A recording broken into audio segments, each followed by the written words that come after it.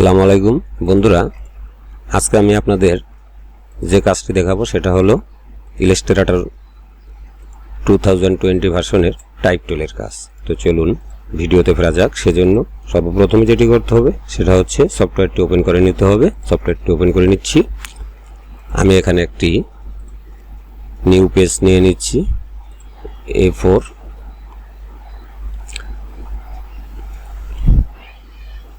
পেজটি নেওয়ার পরে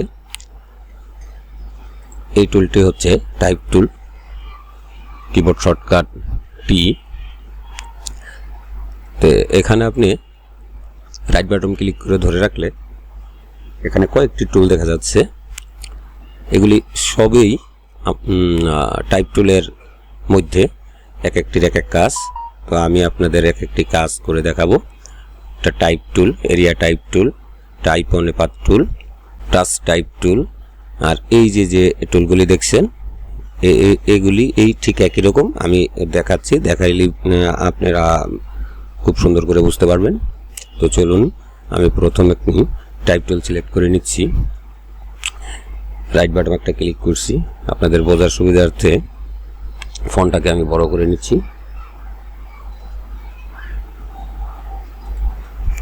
আচ্ছা,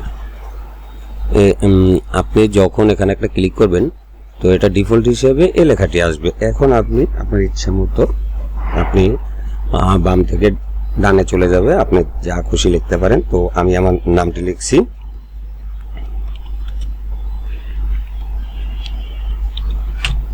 এমডি সুমন। এখানে 72 পিটি পর্যন্ত আছে। 72 পিটির পরে যদি আপনার বাড়ানো দরকার হয় আর এখান থেকে যদি বাড়ান তো আপনি এই চিহ্নটার উপর দিক থেকে এভাবে ক্লিক করে ধরে রাখবেন।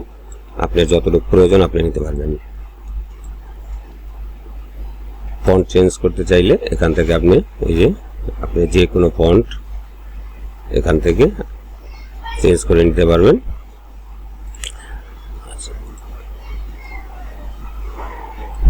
এখানে যদি ক্লিক করেন তো দেখেন ইটালিক, রেগুলার, বোল্ড দিলাম। আচ্ছা, এই গেল এই টুলটার কাজ।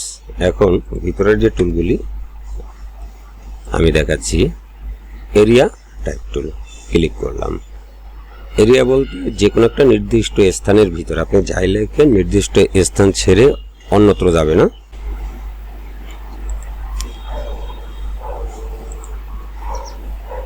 এরিয়া টাইপ টুল ধরলাম, এখানে একটা ক্লিক করলাম।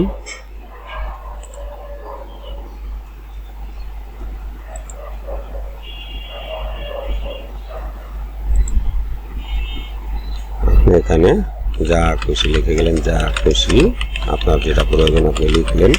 এখন দেখলেন আপনার জায়গায় হচ্ছে না, আরো আপনার লেখা দরকার, তখন এই আপনি আবারও লিখতে পারবেন। আপনার কিন্তু স্পেস নষ্ট হয়নি। দেখেন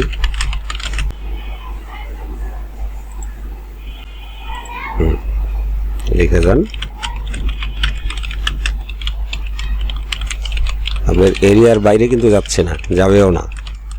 এটাই আপনার এরিয়া টাইপ টুল। আচ্ছা, যাই হোক, এরিয়া টাইপ টুলের কাজ দেখালাম। টাইপ অন এ পাথ টুল এটা। আচ্ছা, আমি একটা পাথ করে নিই।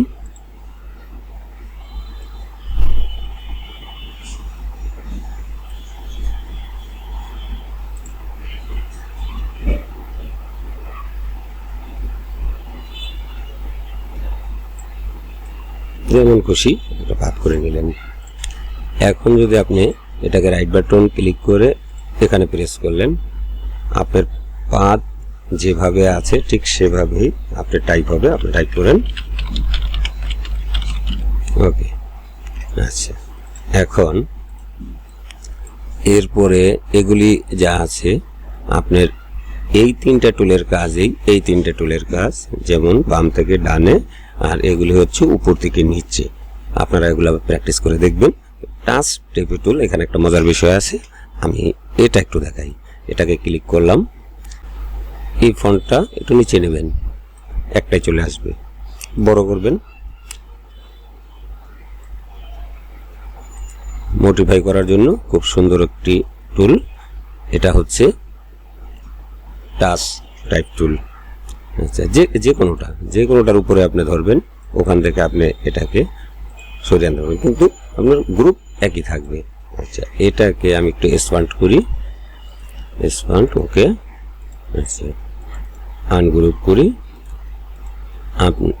এই টুলটা দিয়ে আপনি যে কাজ করছেন সে কাজ করতে হলে আপনাকে এক্সপান্ড করে আনগ্রুপ করে নিতে হবে। এখন আপনার এই এমটা উপরে দরকার, নিতে পারবেন, বড় করা দরকার, বড় করতে পারবেন, কিন্তু তাতে কি হচ্ছে, আপনার সময় কিন্তু বেশি হয়ে যাচ্ছে। আর যদি আপনি এই টুলটা ইউজ করেন তাহলে কিন্তু এখান থেকে টান দিয়ে যে কোনোটা, আমি একটু ব্যাগে ফিরে যাচ্ছি, দেখেন ধরলাম, এটাকে টাচ করলাম, বড় করলাম, উপরে নিয়ে গেলাম, বামে নিলাম, ডানে নিলাম, নিচে নিলাম, যেখানে খুশি আমি মডিফাই করতে পারছি।